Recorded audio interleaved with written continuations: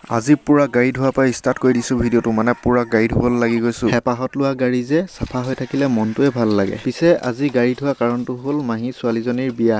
গাড়ী ধুই থাকোঁতে মায়ে মানে চাহ আৰু এইফালে ৰিং পাপৰ লৈ আহিছে। পুৰা গাড়ী ধোৱা শেষ হৈ যোৱাৰ পাছত এতিয়া মানে একদম বিয়ালৈ ওলাইছো। এইফালে মা আৰু দেউতা ওলাইছে। তাৰপৰা এতিয়া যাব লাগে আৰু। বিয়া ঘৰ পাই পোৱালি দেখিছে নহয় কেনেকুৱা একদম পুৰা জোচত গৈছে ভিডিঅ' বনাম বুলি। আৰু এইফালে আছো মই। পোৱালিক মোবাইলটো দিলো ভিডিঅ' কৰ বুলি। সি মানে মোবাইলটো তলত মানে লুকুৱাই লৈ গৈছে লাজতে মানে। এয়া হৈছে বিয়া ঘৰৰ সন্মুখৰ ভাগ। বৰ ধুনীয়াকৈ সজাই তুলিছে।